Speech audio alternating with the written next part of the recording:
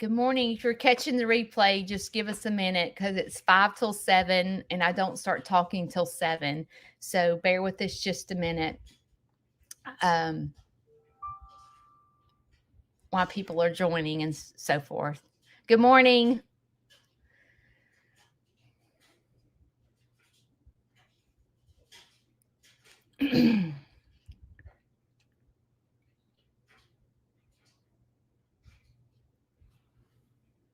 I don't know if y'all are here yet.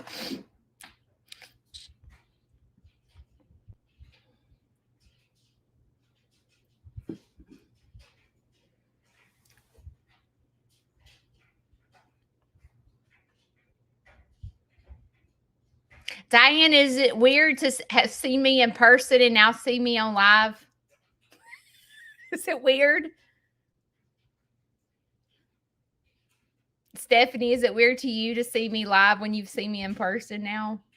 I'm just curious.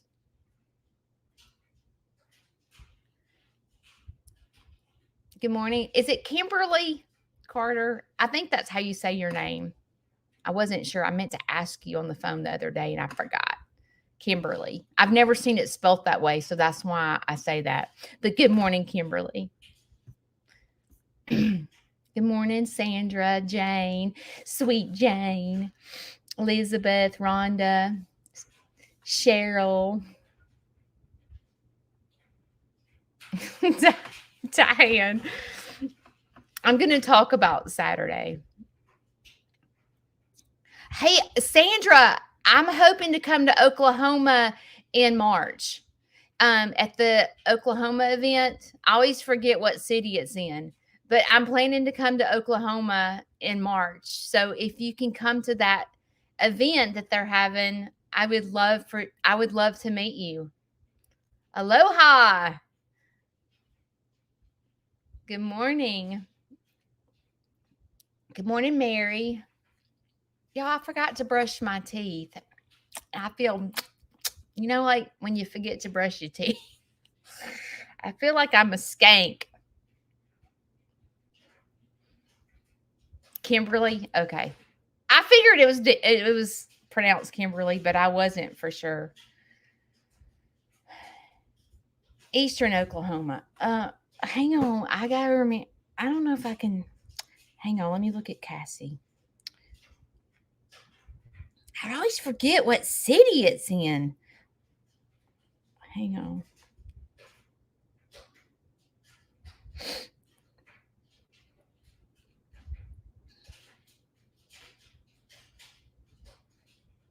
Surely it's not been that long since I've talked. There she is. Okay, hang on. Pryor, Oklahoma, and it's an expo, and it's March 22nd and 23rd. I won't be a vendor. I'll just be walking around, but I would love to meet you. Carol, I got my sweatshirt on, and I'm gonna wear my earrings. I'm gonna wear my earrings to match. These are one of my favorite pairs of earrings. Carol got me the shirt. Sue, I got your sweet card. Thank you. And when it came and it had a different last name, I was like, Sue, I don't recognize this name. And then I saw on the other cards you put your last name. I went, oh, okay, it's Sue.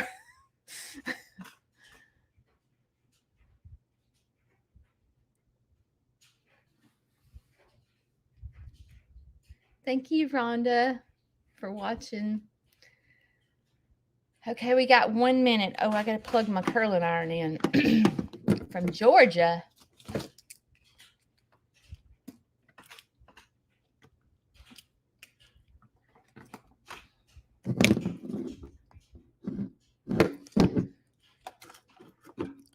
It's time to put my fancy watch on.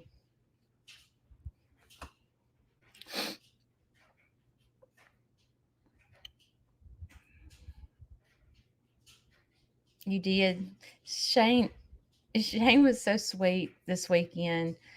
Oh God, I've got to come to your house. I bet you're working today, aren't you? JC is who I'm talking to. Sorry. Good morning, Susan. Paula. Paula put me a Christmas gift under my Christmas tree. So sweet.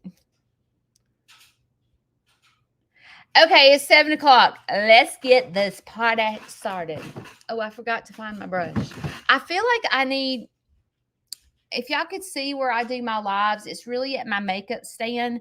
1 year for my birthday, my sweet husband built me this makeup stand because he bought me this. Let me show you. He bought me this fancy makeup mirror so I could feel like I was in Hollywood. And he built me this makeup stand, and I feel like it's not quite big enough for all my junk. Okay. Where do I begin? First of all, did you get your protein? I didn't brush my teeth, and so I feel like I need to drink a lot of protein this morning to get the funk off my teeth. Okay, at least I'm honest, okay? All right. Let's get this party started and start with this nappy head of mine. Okay, we're gonna. Oh shoot, my thing's broke. Okay, I'm gonna take my glasses off so I can't see you. So Kayla is in charge.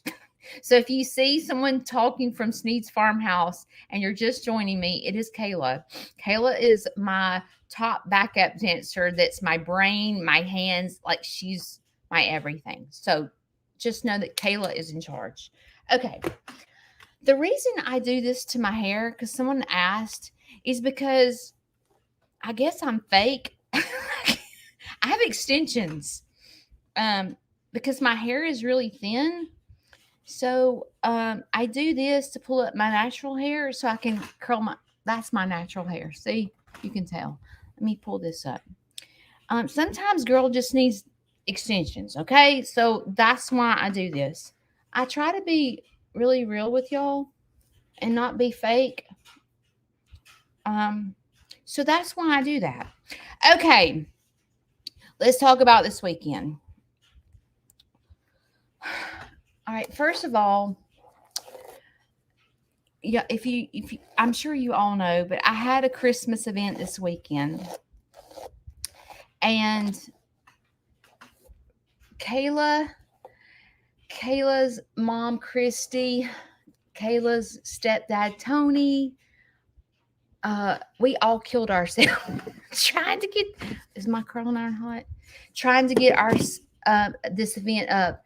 And they were so, I mean, they came all day Friday helping me.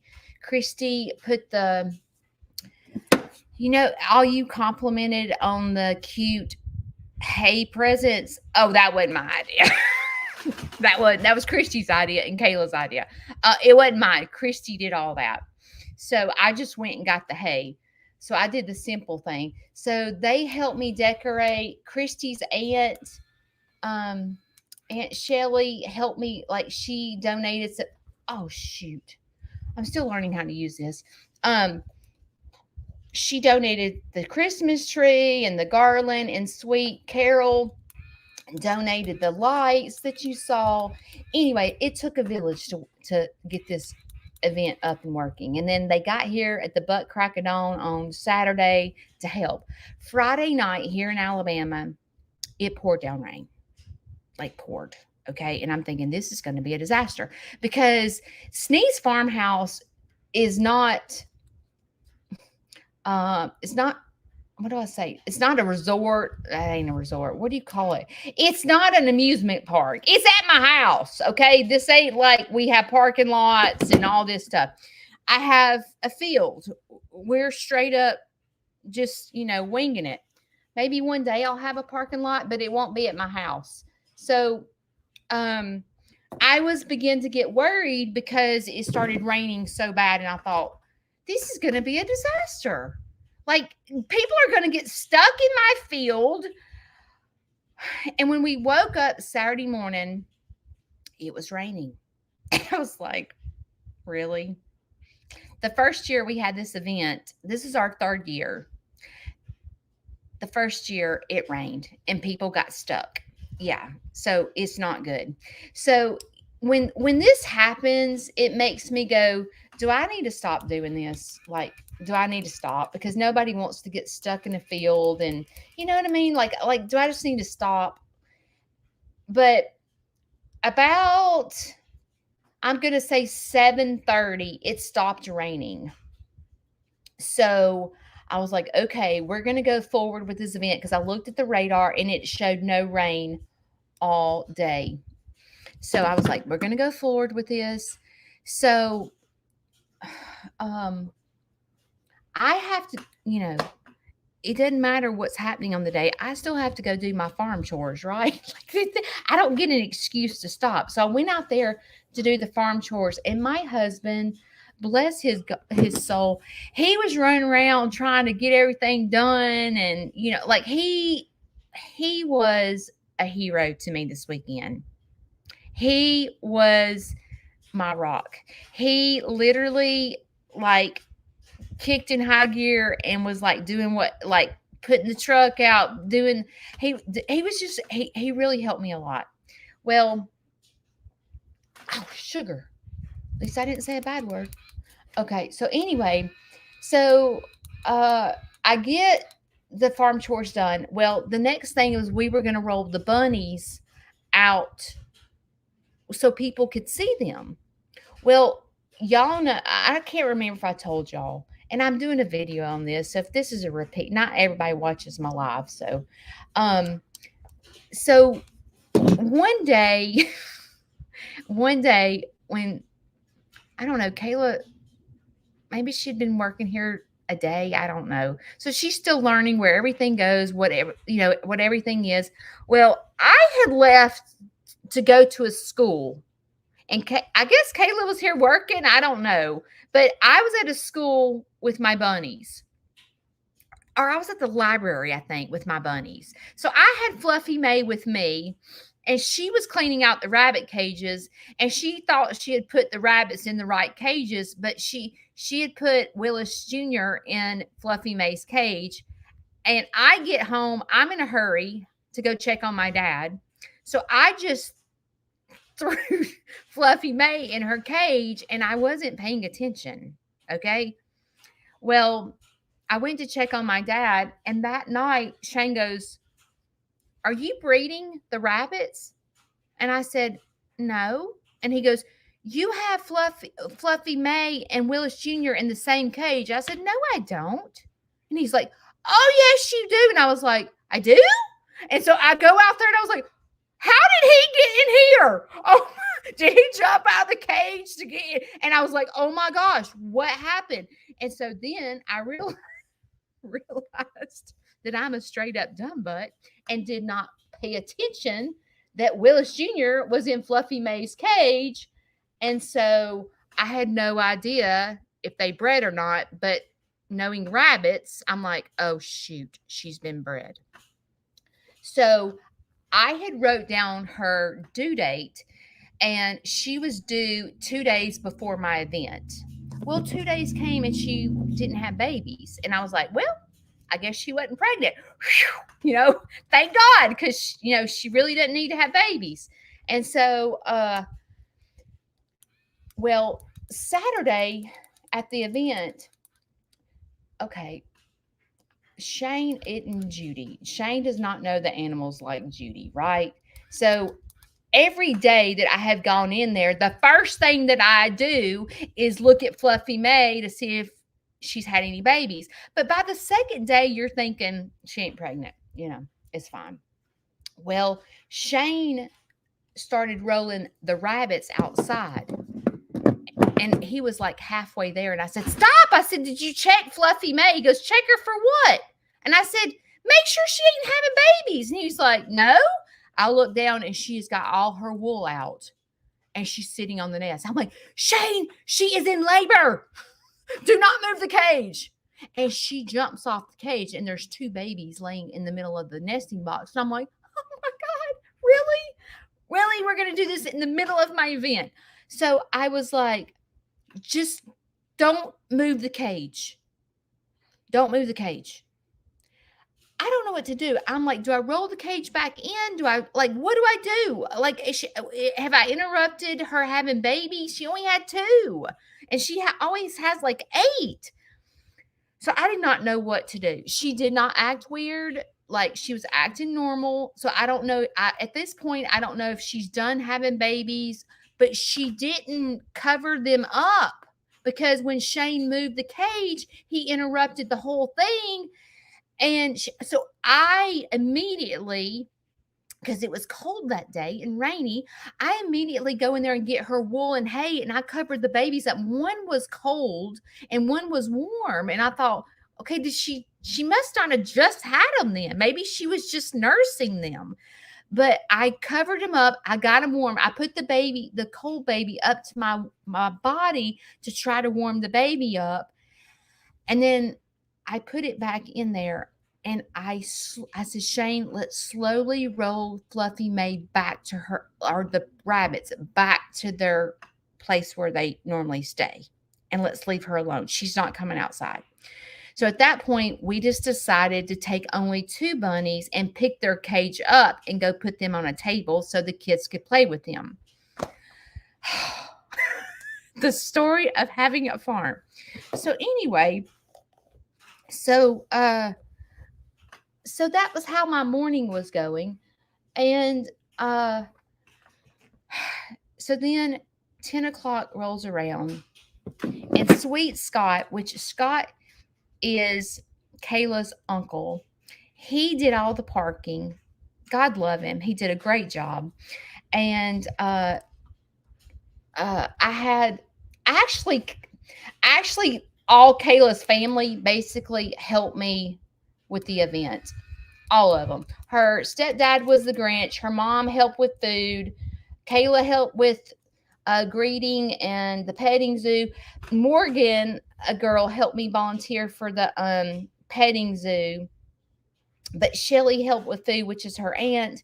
So God loved all of them for helping. So anyway, the event comes, and I had a golf cart, and I was getting Scott to drive people to the event because it was a minute to walk that way, and I didn't know who could walk and who couldn't. And with it being rainy, I didn't want people to get soaking wet with their shoes. I didn't know if they wore boots, because a lot of people come to the farm and they don't understand that they need boots on, especially when it rains. Okay. So I'm sitting there and people are coming, and here comes, let's see, I'm trying to think who came first. Oh, this one lady, she walks up. She doesn't get in a golf cart. And when I tell you, she made me feel like I was Janet Jackson. She came up and she was dancing. She was so excited to see me, like I was some kind of dadgum celebrity. And when she did it at first, she was like, oh my God, oh my God. And I'm like turning around going, who? Like, is Janet Jackson here? She made me feel like I was like this biggest celebrity. She was so excited to meet me. She drove, I'm trying to think where she was from. God forgive me. I can't remember where she said she was from. Oh, shoot. Okay, things start running together. Anyway, she was the first to come up. So she was my first follower that showed up. I was like, this is so sweet. Because what happens when this happens, it makes me feel like, how do I feel? I feel emotional. Like, I feel emotional that someone would care about me and my animals so much that they would drive hours to meet my animals and me. It's like very like I feel tears coming in my eyes, because to sit back and think about where Sneed's farmhouse began to where I am today, I get emotional. Like I almost bust out in tears.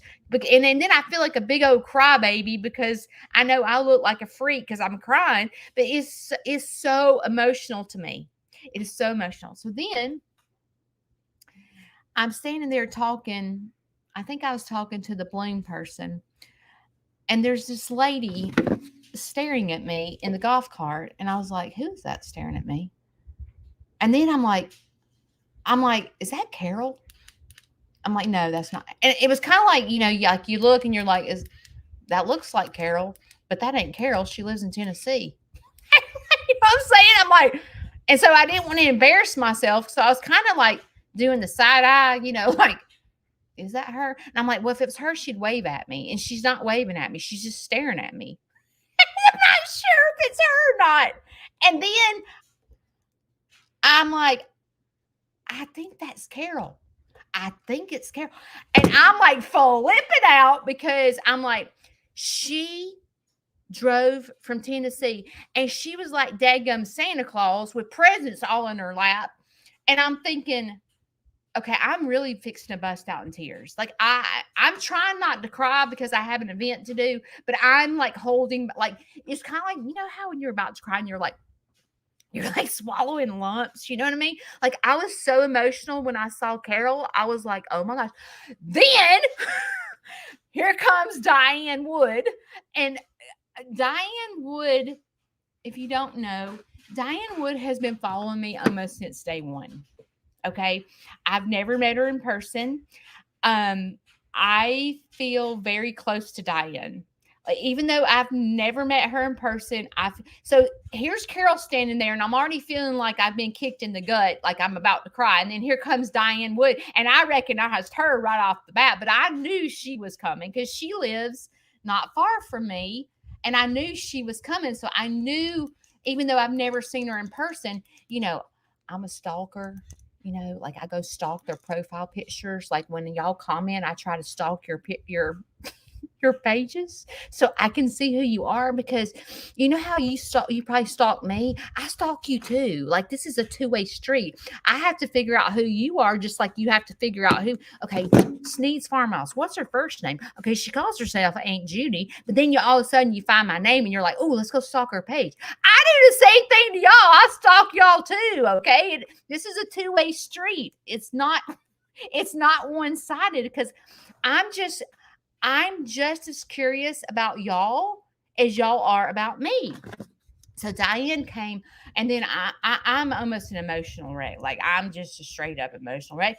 And then the next thing you know, I meet Stephanie, which is Kayla's aunt that I have never met. And I'm just like, oh my gosh, I cannot believe these people are coming to my event, because I was expecting, people from Coleman, right? Because it's a community event. I'm expecting that. And there was more people that were from other places. Then as the day goes on, there's another follower, Shannon Anthony, and she comes and she looks like Santa Claus too. She's got a present in her hand, and I'm like, y'all, oh my gosh. And it was the best day. I feel like I didn't have this is our third year to do it. I don't feel like it was as good of a turnout as far as people as it has been the past 2 years. Like the past 2 years, it's been packed. Like there was a line all the way to my road for Santa.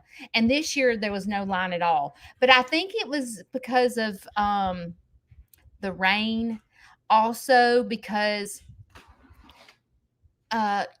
Coleman has that new, I need a sip of protein. Coleman has this new Christmas thing. It's a German. I did a video on it. It's so pretty, and it's only open on the weekends. So I can't get this little hair in here. I think that because it's only open on the weekends, people went to that. Oh, sugar. So I'm not really sure, but okay. So I told you it was the best day of my life, right? I was so excited to meet Diane, Carol, all of them. I was so excited. Okay. When the event was over, I was so depressed. I was like, what is wrong with me? Oh my gosh, I'm a train wreck. Shane goes, what's wrong? And I was like, I'm just disappointed. And he was like, in what? I'm like, I don't know. I don't know, but like I'm feel like it was the best day of my life. And it also felt like Brianna, I can see your name. Brianna and Tammy, let me back up a minute. Tammy, I knew Tammy. I've known Tammy. Y'all know Tammy. Tammy's been with Tammy. I talk about Tammy and Diane all the time, right? And I had to take my picture with me and Tammy and Diane because for the longest time on my lives, it was us three, basically. Okay. And just in, I guess, a year's time, we've evolved to having 100 people here. And so, like, Tammy and Diane mean a lot to me because they've stuck beside me when our farm was just beginning, and they've watched the growth. Like, I could probably bring them live and they could tell you testimonies because they've literally been with me since day one. Brianna is Tammy's daughter. They came. Okay, so let me back up just a minute. No, I'm gonna go forward. I might be all over the place with this conversation, so y'all lock in your seatbelts. Okay. So after the event was over, it was tears of sadness. And I was like, what the crap is wrong with me? Like, what am I sad about? And it was just, I wasn't sure. And Shane was like, do you want to talk about it? Like, what's wrong? And I was like, I feel sad. And he was like, why? He's like, are you disappointed in the event because there wasn't as many people this year? I said, I don't know. I just felt sad. And I had to get off by myself so I could break it down. You know, we talk about breaking situations down. I'm like, why am I an emotional wreck? Okay. I'm fixing to tell you. And there were two families, Tammy's family and also Kayla's family. The entire family came to my event. Like the aunts, the uncles, the cousins, the grands, it was the husband, the wife, the kids, the grandkids. Like these two families I watched come together at my event. And when I begin, I hope I don't cry today. It might be a crying session. So y'all just bear with me. But when I broke down what was wrong with me,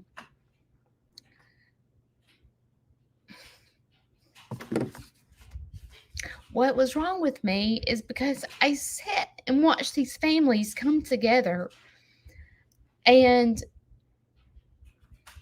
I didn't have mine. And so I realized that the sadness that I was feeling was grief. I was feeling grief because Shane looked at me and Shane said, oh, your mom would have been all over this event. I said, oh my gosh, my mother would have been all into this event. My mother would have been going, hey, let me go get some, I don't know. She would have been like, let me go buy this. Let me go buy this. You know, the grandkids need this. Okay, you need another donkey. I'll go buy. Like my mother was that kind of mom. So I think when I broke down the situation where it was so joyful to see followers that I had never met, best day of my life. Oh my gosh, the best day of my life. But when it was over and I felt the sadness, I was looking at like Kayla's family and I'm like, must be nice. Must be nice to have mama, daddy, aunt, uncle, cousins. I'm like, it must be nice. And I was feeling grief. And y'all know that I struggle. I've told you guys I struggle during the Christmas holidays. Grief hits me so bad during the holidays. It hits me so bad. And I was grieving, but I also was mad. I was like, I am so mad that my mother is not here. Like, I'm so mad because I have with the grief comes along madness, because I personally feel like my mom and dad's, which I've talked about this a gazillion times, but I feel like their um death was preventable. I personally feel like that. I need to get over it. I need to get over it, because at the end of the day, they're no longer here to defend themselves and go, "Hey, Joker, let me tell you something. You can be mad at me all you want, but it wasn't my fault." You know what I mean? But my mom died from a stroke because my mother had diabetes. My mother did not eat right. My mother did not exercise. My mother got up and was a sugar fanatic and ate sugar like she wasn't diabetic. My mother would skip taking her medicine because she would think her diabetes medicine wasn't working. So she'd just get tired of it and she just quit taking it. Like, she drove me crazy. And so, like, I am still grieving because I'm frustrated, because I'm like, diabetes is controllable. Diabetes can you can live with diabetes. It's controllable as long as you diet, exercise, take care of yourself, take your medicine. So I have a lot of madness because I feel like her death was preventable. And then the grief of the fact that my mother literally laid in the bed for 11 years to only die choking on a hot dog. That's so stupid to me. Like, choking on a hot dog. My mother died choking on a hot dog. So, like, there's a lot of grief. So, like, I felt mad because she wasn't at my event.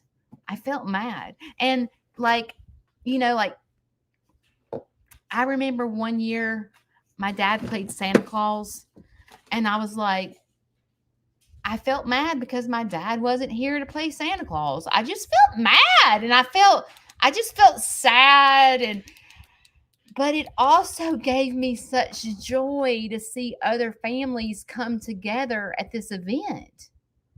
It gave me joy to see, like, and it's nothing that I did. People like the family keeps going, "You did this." Oh, are you kidding me? Are you kidding me? Are you kidding me right now? Like, no, I would love to get all the credit, but no, no, Judy would have never had chickens. This was not Judy. This was a God thing. You're missing your blessings. This is your mother. Uh, uh, I say your mother. This is God and His greatness and His goodness putting the farm together and bringing families together. This isn't Judy late. Judy's depressed all the time. Judy's a train wreck. Okay. Judy like has this event and then is depressed afterwards. Okay. It ain't nothing Judy's doing. It is definitely a God thing. Like, if you think it's all me, you're missing your blessings. Just to tell you, like, you are totally missing it.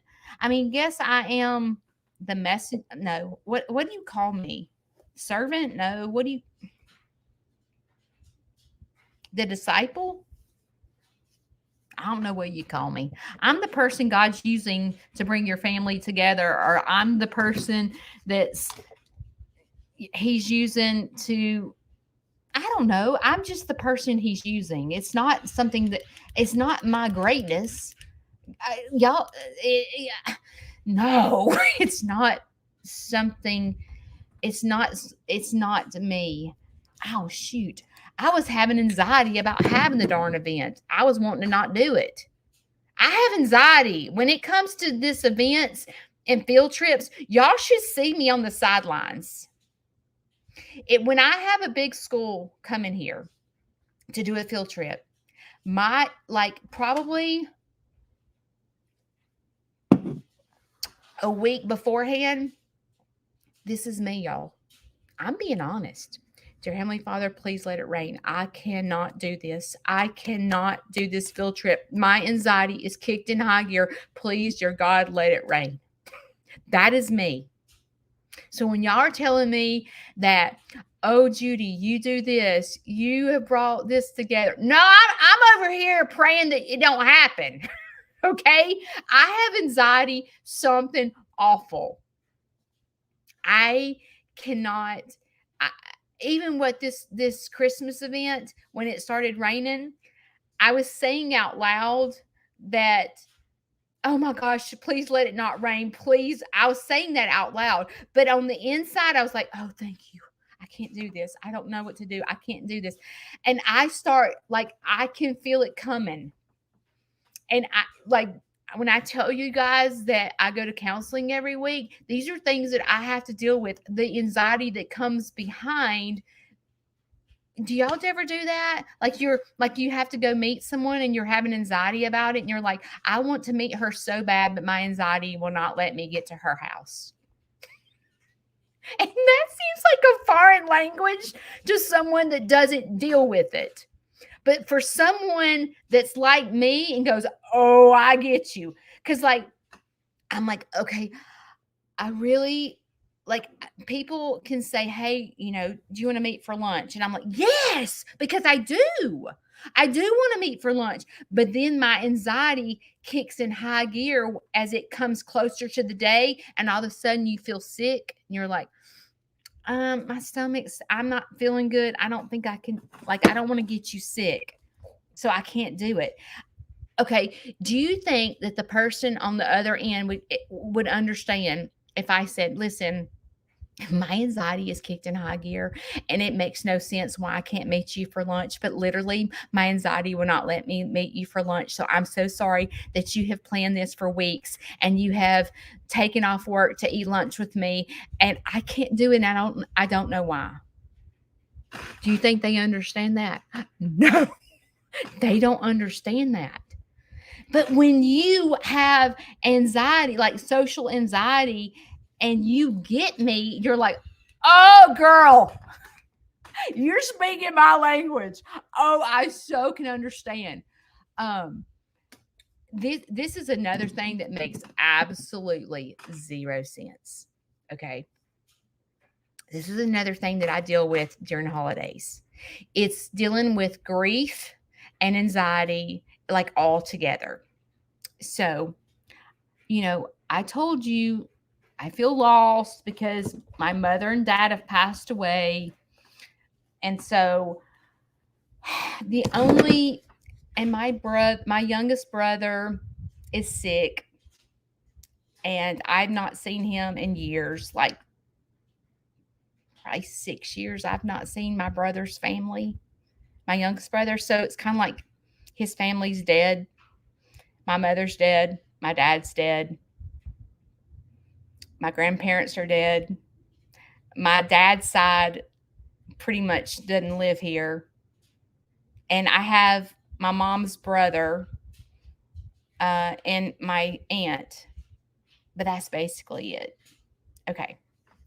So every holiday, it starts at Thanksgiving. And, oh, sugar, that was hard. It starts at Thanksgiving. And you know how you're on social media, I talked about this before too, but you're on social media and you see like all these families at Thanksgiving sitting around the table with their little turkey and dressing, and you're like, oh, that must be nice. You're like, really? Really? I have to sit here and watch this? Okay, well, it's really hard when it's your family and they're having their friends over for Thanksgiving, and you're over here on the sidelines going, and they're like, I love having our family during the holidays. And you're like, oh, Joker, that ain't your family. That is your friends. And I realize friends can be family, but your family is sitting over here by themselves. Okay, so I start getting mad. And I'm like, because some of my family members call their friends aunt. And I'm like, I find it defensive. defensive. Offensive because I'm like, oh, Joker, they ain't the aunt. I'm the aunt. I am their only aunt. It is Aunt Judy.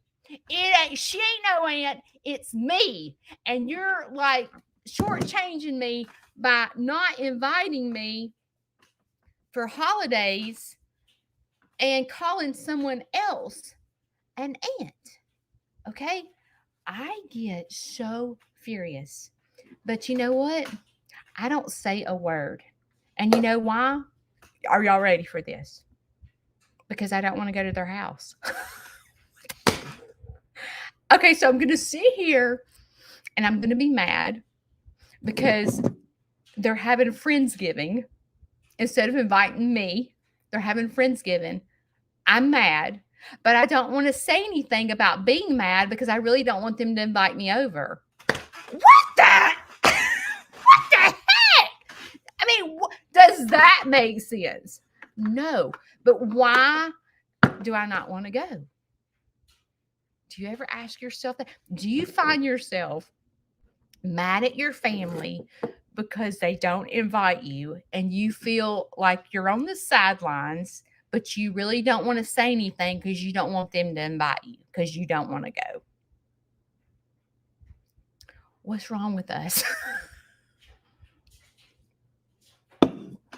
What is wrong with that picture? That makes absolutely zero sense.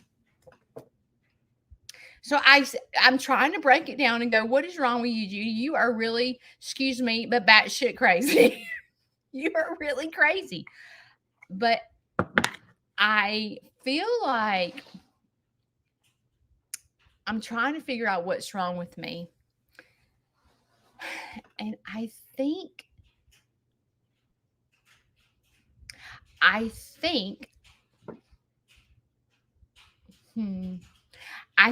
don't want to go because I'm still grieving over my parents. I think because when I go, it's just me. And so what happens is the grief kicks in because if I go to their house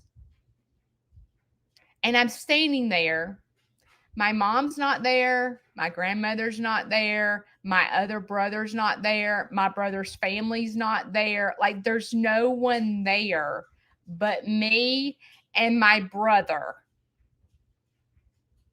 And I'm like, this literally sucks. So I think the reason I think that way is not that I don't want to go to my brother's house. It's not that. It's I don't want to face what's happening during the holidays. The fact that my whole family is dead. You know what I'm saying? It's like and then okay, when your mom passes away, okay, the grandmother, let's start with the grandmother. Well, the grandmother is usually the mom because I'm older. So when my grandmother passed, like my whole life, we would go to my grandmother's house for Christmas because my parents were divorced. So we woke up every Christmas morning at my grandparents because my mother felt so alone. My mom felt like she didn't have anybody because her sister moved off. Her brother had kids of his own and they were doing Christmas there. So like my mom didn't want to feel alone. So she went to her parents and that's where we opened presents. And it was like every Christmas morning we would do biscuits and gravy and we had open presents and we had Christmas music playing. Like that was my life, my whole life. But when grandmother's gone, let me talk about my dad's side of the family.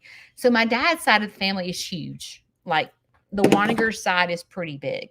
And every Christmas we had a Waniger Christmas party and the entire family got together and we did Dirty Santa and we ate And it was every year. And we saw the whole entire family every year because grandma brings you together, right? Because nobody's going to disappoint grandma.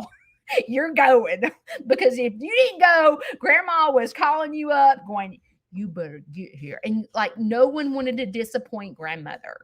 So we all got together. Then grandmother passes away and no one gets together. And you're like, can someone step up? Because this is awful. And so on my dad's side, it stopped. And then on my mom's side, it stopped. And when my mother got sick, my grandmother was still alive.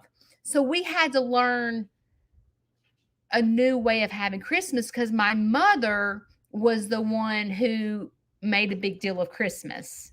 Like when my mom met Larry and we grew up, mom made a big deal of Christmas. And so you probably get me if you're my age. But what happened is we had to learn to do a new Christmas because my grandmother no longer cooked Thanksgiving or Christmas dinner. And we had to roll mom out in the hospital bed in the living room. And, she might be asleep in the middle of us opening present. Like it was just, well, then my mom died before my grandmother. So once my mother died, we started going to my brother's for Christmas, and it was my grandmother, my aunt, my uncle, because Meemaw's going to be there, so everybody's going. Everybody's bringing a dish, and everybody's going. But when that rock dies, and my grandmother died, the family went, and I'm like, dude, what's wrong with y'all? Because when grandmother dies or mama dies, the family just goes, because ain't nobody there to get on to you for not coming. And you don't give a rat's butt what your brother thinks. You only cared what grandma thinks or mama thinks. And you're going to go because mama's going to get mad. Okay. And it's funny how they had control like that, but you're going. Like, my grandmother's alive, you going to the Waniger party. You're going. This might be her last year. You're going, Well, when my grandmother died, I had gone through a divorce, and I was trying to set new Christmas traditions. So what I did was I went, and I must have spent like $500 on gift cards and presents because I was determined that we were going to get together as a family and have Christmas, and we were going to play games and we were going to have fun. We played these games, and I've never seen my family laugh so hard in my life. We had so much fun this Christmas. Mom wasn't there. Grandmother wasn't there. And we had so much fun. All those kids were dying, laughing, playing games. We had the little prizes, but of course it cost me all this money. So I said, the next year, listen, everybody bring a $25 gift card and we're going to play games. Because when we left that Christmas Day, my kids were like, Mother, this was the best Christmas. We had so much fun at Greg's house. It was so much fun because we played games. We came together as a family. Like, even though Mom and Grandma weren't there, like, we were having a ball as a family playing together. So the next Christmas, I said, I can't afford to keep doing this every Christmas. Like, you know what I mean? Like, I ain't rich. So I asked everyone to bring a $25 gift card to play games. And then it started. And you know how your family gets on your nerves and you really don't want to be around them? Well, it started. And it was like, Judy, Christmas is not about giving. Christmas is about the Lord and the birth of Christ. Then it was, I don't have $25 this Christmas to buy a gift card. And I'm over here going, are you flipping kidding me? Are you kidding me? Are you kidding me right now? So then I started getting in left field because I'm like, we had the best Christmas as a family, getting together, laughing and playing, and you just shot it in the ground. So you know what I did? I said, I give up. So I never, ever I never played Santa and stepped up to the plate and said, let's get our family together. I never did it again. And so I started concentrating on my immediate family, me, Shane, my kids, Shane's kids. And so last year, I had the best time because I didn't give any money. I went and bought presents.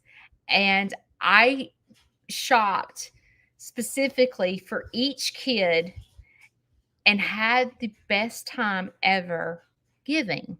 Okay, so let's talk about giving this holiday season. Are you the type of person that gives and expects something in return? Like, do you give gifts like your Aunt Judy and want them to do back handsprings and back tucks in the front yard when they open their present? Because that's what I do. When I give somebody some gift, okay, I want to feel the feeling of their excitement because I went through all this to pick out the perfect gift, and I want to see them ripped up, excited. And if they open the present and go, thanks, Mom, you're like, are you kidding me? Did you not like it? Yes, Mother, I loved it. Well, you just opened it up and went, oh, thank you, Mom, and closed it. And they was like, well, what did you want me to do? And I'm like, I want you to go to the front yard and do 3 herkies, a toe touch, a back handspring, and a back tuck.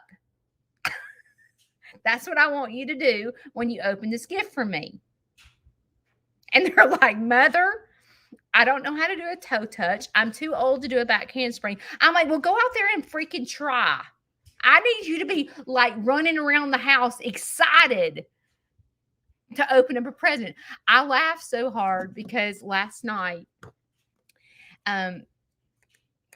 Kayla was opening up gifts with me on FaceTime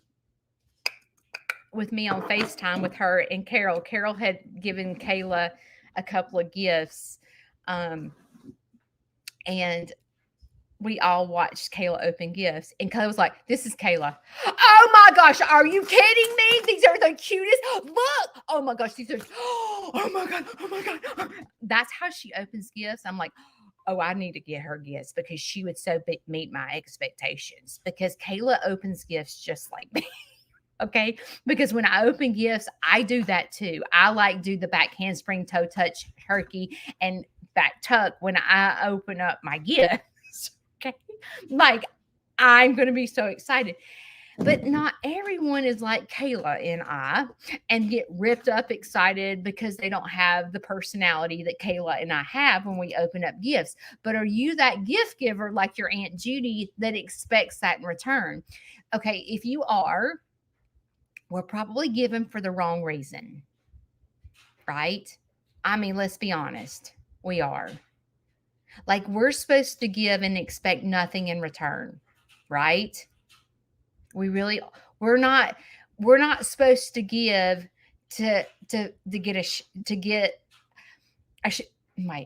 we're not supposed to give a gift and expect, I mean, yes, we expect a thank you, of course, because, we went through a lot of trouble to get that gift.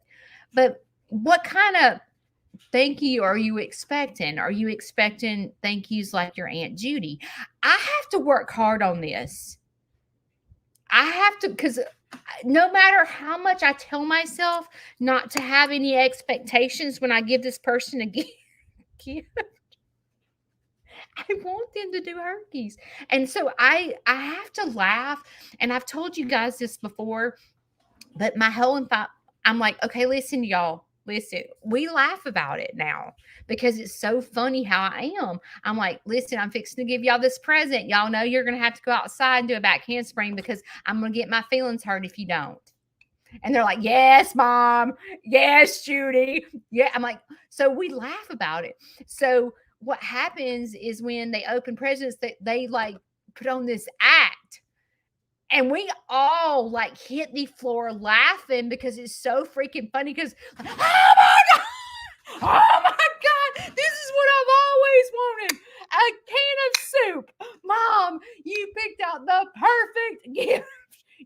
So it ends up being a running joke because we have to turn it into a joke, because if we don't, I get my feelings hurt. But they do this dramatic, especially Shane. Like if Shane literally opens up a gift and goes, "Thank you, Judy," I'm like, "Oh no. Wrap it back up. Wrap it up. You didn't do it right. I need you to open it with excitement like Kayla." Okay? Do I need to record Kayla opening the gift and you mock Kayla? That's what I need. Makes no sense. See how crazy I am? I'm so extra. Like, I'm so extra. But I think as this holiday season comes up and you find yourself like me, I wish this eye did not water. Jeez. If you find yourself like me and you're like, why do I feel Laura Anthony? That's who came to my event. I was having a brain. I knew Anthony, but I think I called you Shannon. Laura Anthony came for Santa Claus and brought me a gift. And I promise you, Laura, when I open my gift, I'll be doing a back handspring in the front yard. Okay, I will. I will. If you're like your Aunt Judy, and you have this Christmas party and you're so ripped up excited to bring the whole family together, and you leave the Christmas party going, why do I feel so empty inside? Like I was so excited to see cousin Lucy and Uncle Bobby, and like it was so great to have the whole family together, but why do I feel so empty? Like it feels terrible. But it's so like you're so excited, like you do everything perfect, just like Mama did. You know what I mean? Like you're trying to have this Christmas thing, and you know we need to all get together. We can't just lose the family because Mama is passed on. We've got to keep the family together. That's what Mama would have wanted, and you are correct. Your grandmother and your mom or whatever wants you to stay together. That is her dream. If she had one last thing to say to the family before she passed away or he passed away, they would say, keep the family together. Please don't fight with your sister. Please love your brother. Please give with a kind heart. Like they would say those things to you. They would. And when you're like me and you find yourself like this holiday season, seeing your family be with people that are their friends and not the family, and you didn't get invited to the birthday party, or you didn't get invited to Thanksgiving, or you didn't, but did you invite them?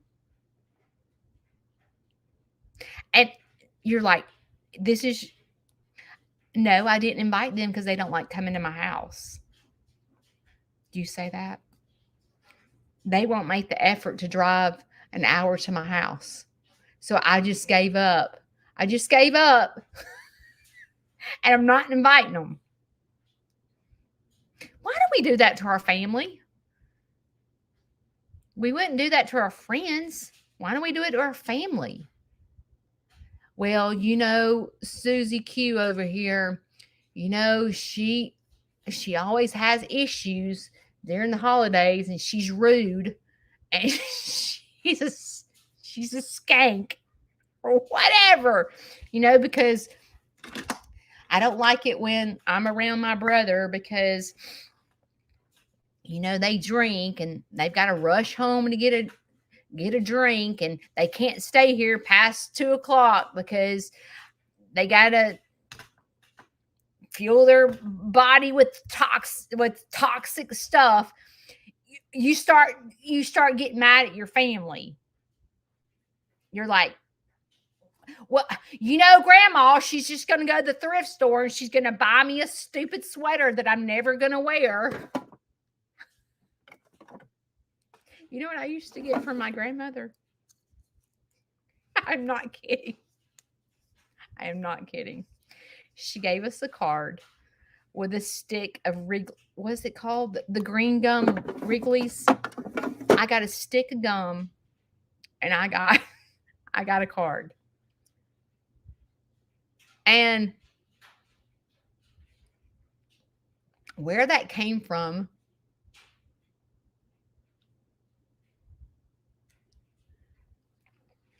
was when we were kids.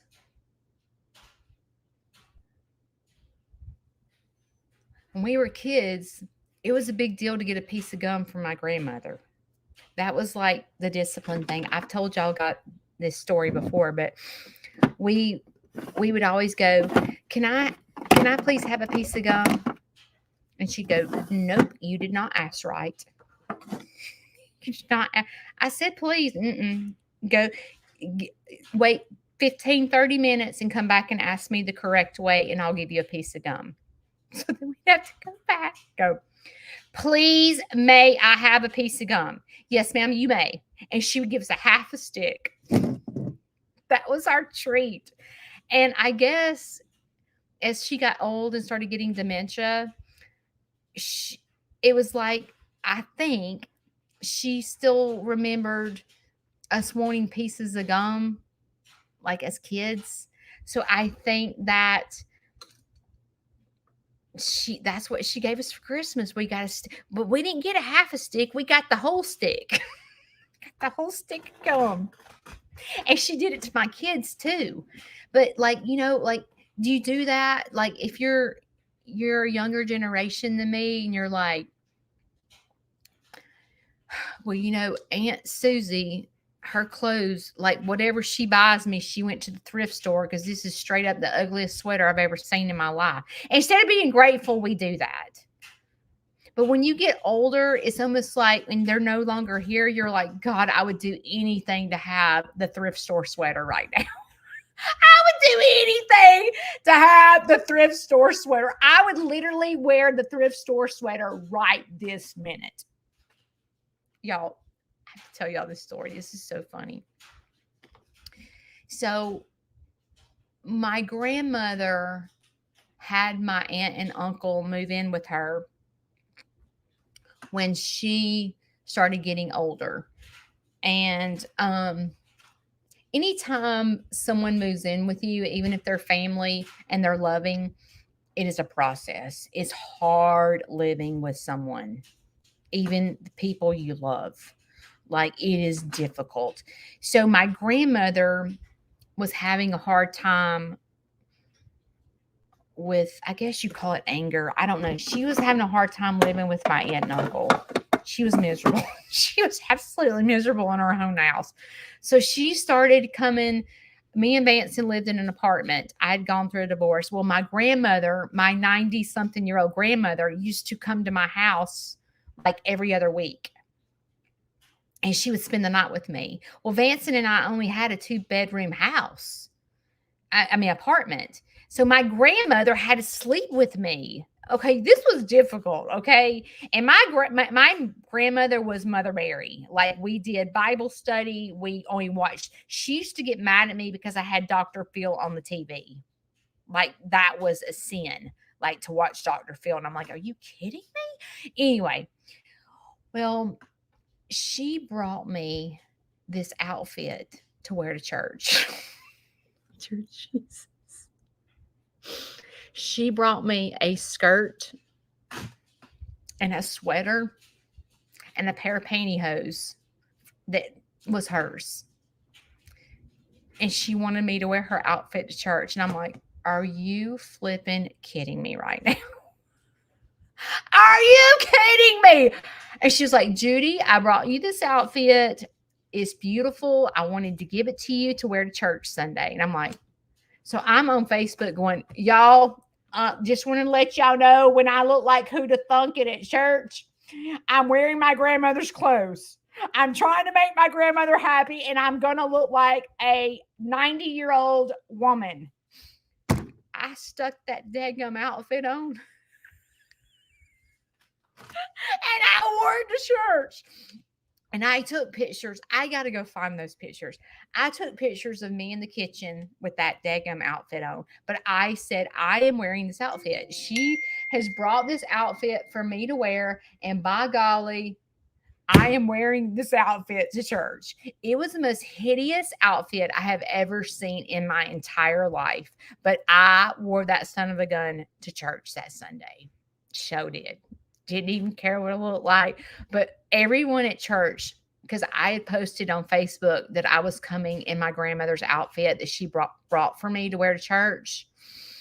And I said, y'all, I'm going to look hilarious. So don't be asking me why I have the outfit on that I have.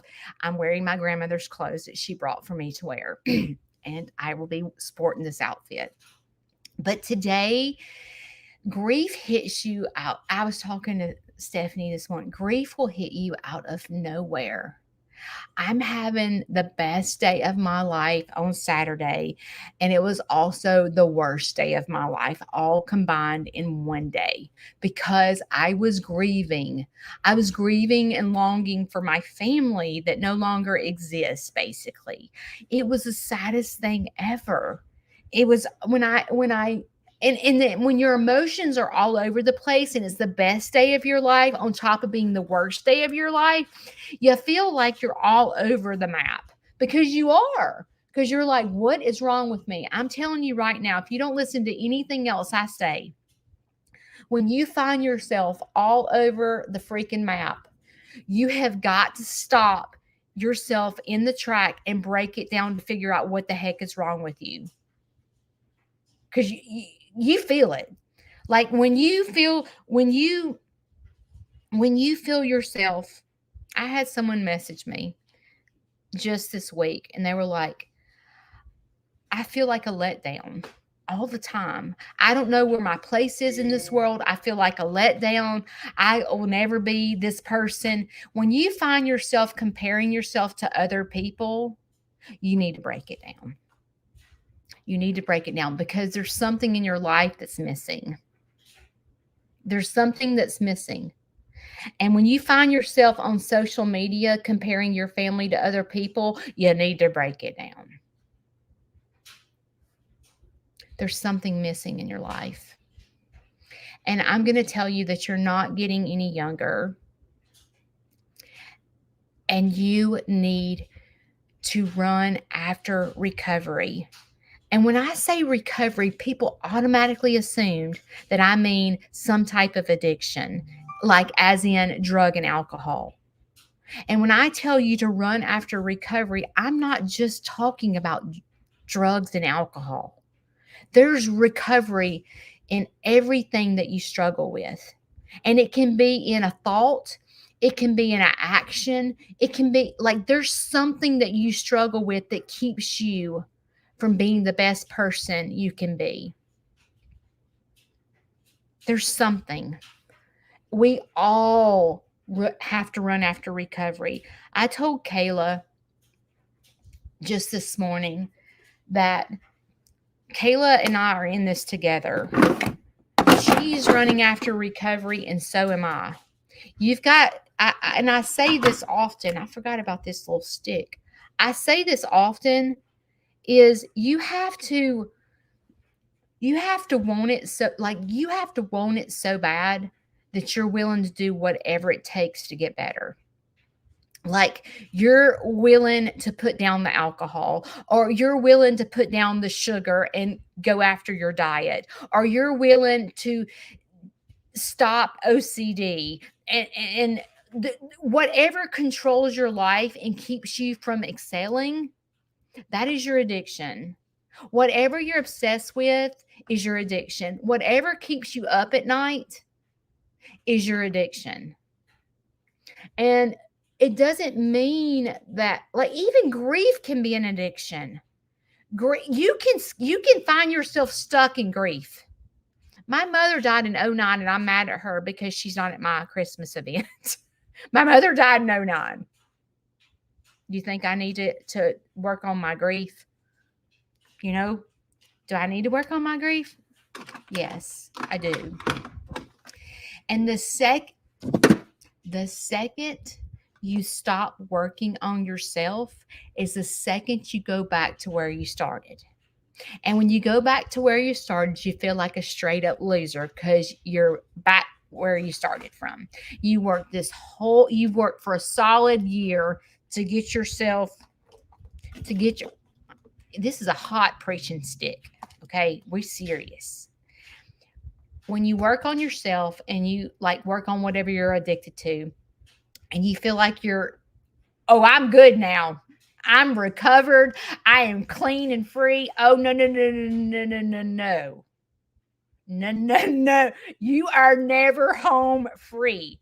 And that seems like it when you think about this, something like, I'm gonna talk about myself with weight. Oh my gosh, it's 8:06 and I'm not done with my weight. Oh, my foot's asleep. I have fought eating disorder my whole life. Okay. You know that. Does that mean because I'm not obese that I don't fight it? No. I have to work on it every single day. And to work on it every single day, I find myself falling off.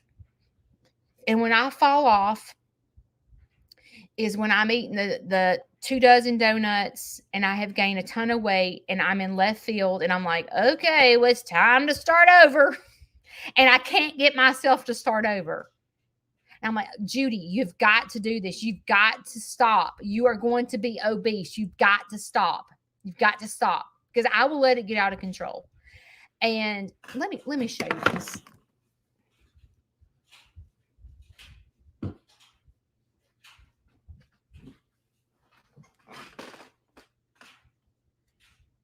I don't know if you can see it. You see this person right here? That is me, my mother, and my grandmother with my nephew. You see how fat I am? I weighed probably 230, 40 pounds in this picture. That's hard for you to believe. You think I don't know what you think, oh, she ain't fat. She ain't fat. Listen, don't tell me. I know me. And what happens is I'm like, oh, I need to get myself under control. I fall back into this addiction of overeating. Like I've got to get, and I can't. And I'm like, what is it going to take for you to get control, Judy? And it'll take me months sometimes to go, I can't do it. I just keep eating. I can't stop myself. Oh my gosh, I just can't. And it's like, okay, when is enough? When is enough? And 2 weeks ago today, I was like, that is it. If I do not start eating right and get my self-control, I am going to be a train wreck taking Larry to radiation every day.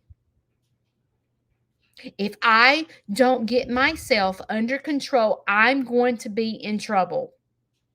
And if I'm not well, he can't get treatment because I'm the only one. So what am I going to do? Is it enough, Judy? Is it enough? And finally, I was just like, it's enough. It's enough. And I have been pretty disciplined in the past 2 weeks. And it's not that I do want to lose a couple of pounds, but it's not like that's not my focus. That is not my focus, is to get skinny and lose weight. My focus is to keep my brain well. That is my focus. Because if I don't keep my brain well, I will end up sick. I have the medals for that. I told you guys, I have been in a rehab center, I don't know. I need to count how many times. Probably at least 4 or 5 times. Yeah. Yeah. So I get you. Okay. I told you I went to California and lived in California in a rehab center. It was a dual diagnosis center because I was so jacked up with eating and mental problems. I have the badges. I have the gold medals. I have those. Okay. So don't feel like you're alone and that you are jacked up. You have got to run after recovery. You have to do whatever it takes to keep you well. Only you know what keeps you sick. I don't know. We're all different, but you have to run after your own recovery, especially this holiday season, because you're going to have grief, you're going to have sorrow. You're also going to have excitement and laughter. You're going to be all over the place mentally. And you're going to feel crazy because one minute you're laughing your head off because your husband's giving you the most beautiful gift. And then you feel empty inside. And you're like, what is wrong with me? He just gave me a 15-carat diamond ring and I still feel empty inside. It's because your bucket is not filled. You can't depend on other people to make you happy. You have to fix yourself. If you're comparing yourself to other people, you're headed for a dead end. If you're comparing your family to other people's families, you're headed for a dead end. You have to fix you. You have to fix. I do like this mascara, just to let you know. I've said it a couple of times. If you don't fix you, you're never going to be happy. If you're depending on your family to make you happy, you're in trouble. You're going to be terrible this holiday season. If you're waiting to New Year's Eve to start your diet, you're headed for a dead end because you haven't hit rock bottom. If you had hit rock bottom, you would start this minute. If you're waiting for next Monday to start your diet because this weekend's your birthday, you're headed for a dead end. Give yourself a birthday present. If you have trouble with eating, listen, Judy's been on every diet known to man. The only diet that works for me, per se, is Weight Watchers. Weight Watchers is an app. You can eat every single piece of food out there. You're not on a diet. You're on a lifestyle change with Weight Watchers. It's not a diet. I ate pizza this weekend. I had a piece of pound cake as a matter of fact, I had 2 pieces of pound cake this weekend. You can eat anything. If you don't get it under control, it's going to ruin your life. And it probably has ruined your life to this point. You're like, I've been big my whole life. I'm big boned. That is a lie that you're telling yourself. Just to let you know. Judy, I have tried every diet under the sun. Nothing works. That is a big fat lie. That is a lie. That is a lie that you're telling yourself that you can't do it. I'm here to tell you that you can do it. If I can do it, you can do it. You can do anything that you set your mind to. Anything. And I am here to hold your hand and encourage you in whatever you have to change your life. Sometimes you're going to have to be like me and go to rehab. You've let yourself go too far. And the first step is admitting it. Like, I am so out of control that I'm dependent of this, and this robs me from my happiness. It robs me from being with my family. It robs me from whatever it is. You're lying to yourself. Your mind is stronger than your body. If you make up your mind and tell yourself that you can do it, you would be surprised at how strong you are. You know, I made a couple of phone calls this week to you guys. I made a phone, and I'm going to tell you, you're probably like, what creator would pick up the phone and call me? I'll tell you what I feel like. I'm not a creator that's trying. I mean, yes, we focus on a number. I'm not going to lie. You do. You focus on a number. You do. It's just, guys, it's awful. And when I find myself focusing on a number this week, my YouTube views are so awful. It is not even funny. I'm like, what is wrong with me? Do I just need to quit? I'm like, Judy, stop focusing on a number. Stop focusing on a number. And I stop myself because I have to do it often.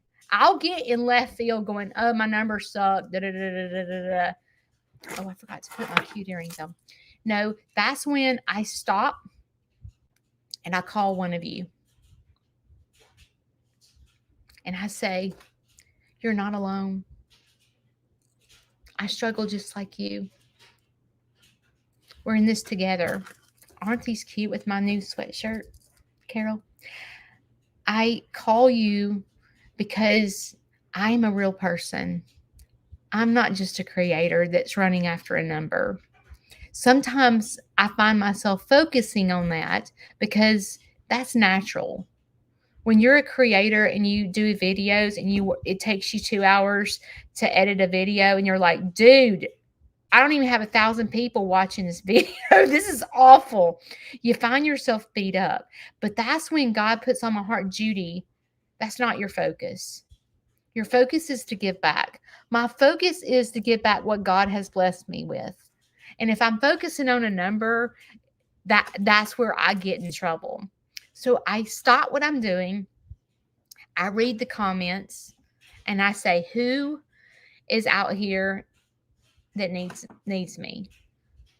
And I saw this person. Actually, I called several people this week. And I'm like, you know what? I love you. We're in this together. I'm not here. I don't go live every Monday and Wednesday to run my numbers up. As a matter of fact, I told you guys I get like $6. If I was concentrating on getting paid for my lives, I'd have just quit long ago. I would have quit long ago. But my focus is I need you just as much as you need me.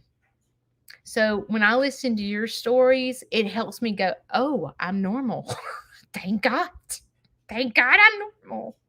Thank God there's someone that struggles just like me. And I pick up the phone and I'll call you and go, you're not alone. I struggle too. I love you guys. I got to go do animals. Today is a down day. Thank goodness, because this weekend was wide open. I know Kayla's family's probably exhausted. Shout out to Kayla's family for helping me. It made me feel loved.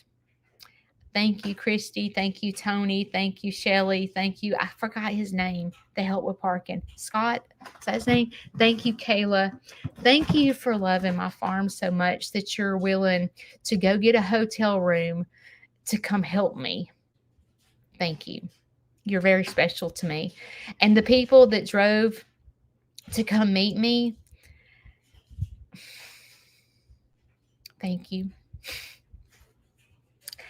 Thank you. Okay, today I'm not going to cry because I just did my makeup and already got makeup under my eyes. All right. Today in life, you have two choices, okay? You can continue to let what drags you down drag you down, and you can sit it out. Or you can dance, and you can choose today to change your life. I don't know what that looks like, but you do. And if I can help you, let me know. I will see you guys Wednesday morning. Bye.